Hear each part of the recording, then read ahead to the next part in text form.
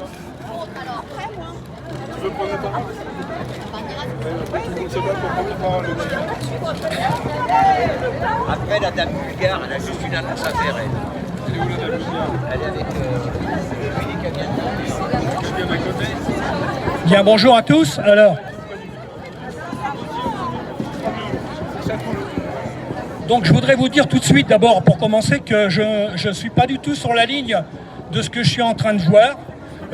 Chanter, danser, les poèmes, enfin tout ce qu'on peut appeler des compléments ou des suppléments d'âme à une société qui n'a plus d'âme, parce que ravagée par l'échange.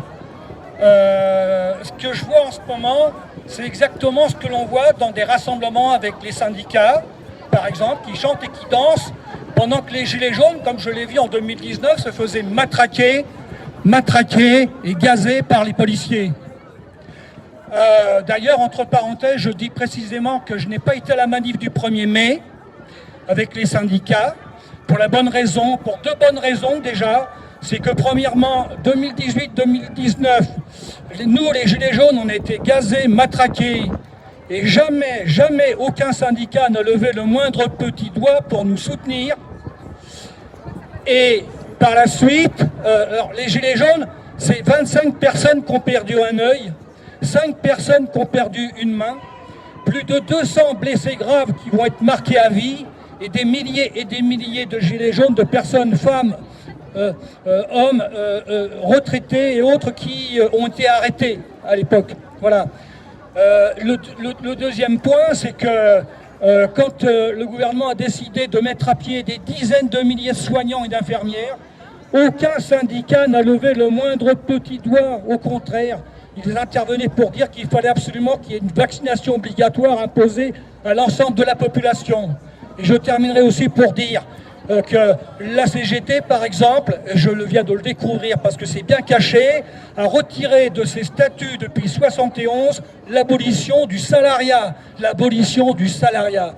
Alors que c'était le fer de lance de ce syndicat qui voulait se distinguer de cette façon-là des autres syndicats. Et je ne parlerai pas de l'argent que les syndicats touchent tous de l'Union européenne. Donc il faut le savoir que tous les syndicats, toutes les grandes centrales syndicales françaises sont aujourd'hui membres de la CES, c'est-à-dire de la Confédération européenne des syndicats, qui est une structure qui appartient à l'Union européenne, qui a été mise en place par l'Union européenne, financée par l'Union européenne, et qui donne de l'argent aux syndicats pour que ceux-ci fassent la promotion des réformes structurelles qui sont demandées par l'Union européenne. Ça a été le cas avec le Code du travail, qui a été démantelé sous Hollande et sous Valls, avec Macron, qui était déjà ministre de l'économie à l'époque, puisque la loi El Khomri, qui permettait de casser le code du travail français, c'était la loi El Khomri en fait qui avait été conçue par Macron.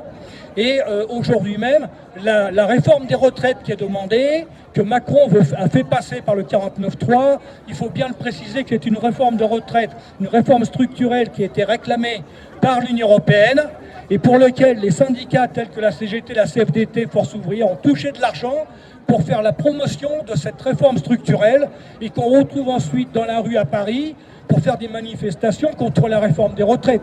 Vous avez bien compris que la réforme des retraites, c'est mort. La réforme, le mouvement social a été cassé par les syndicats, avec des grèves perlées comme on a connu dès 2019, juste avant le Covid, lorsque c'était un jour de grève, 3 jours de travail, un jour de grève, 3 jours de travail. D'accord ? Je dénonce ça. Alors, mon intervention, je vais essayer d'aller vite, c'est parce que j'ai une petite réflexion à soumettre aux personnes, aux gilets jaunes, à tout le monde, par rapport à la question du social et du sociétal.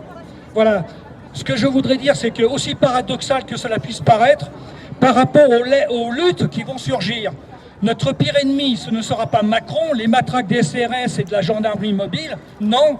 Notre pire ennemi, ce sera tous les groupuscules et partis politiques, de la gauche à la droite, de l'extrême gauche à l'extrême droite, qui, dans le cadre des convergences des luttes, viendront nous dire « on est avec vous, on est tous d'accord avec vous, on va équilibrer l'argent, on va humaniser l'argent, on va neutraliser l'usure ». Autrement dit, en gros, on va garder la merde, mais on va la recolorier. C'est ça aujourd'hui ce qui se passe.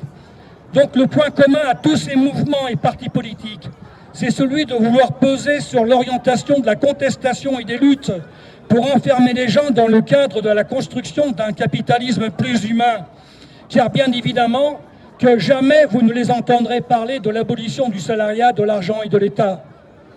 C'est notamment le piège réformiste des mouvements d'extrême gauche dont leur fond de commerce, je le rappelle, c'est l'immigrationnisme, l'antiracisme, le féminisme, la défense du LGBTisme et de l'écologie réchauffiste, du capitalisme vert. Le tout pour un capitalisme plus humain, bien sûr. Alors le capital a bien compris la ligne de démarcation qui existe entre le sociétal et le social.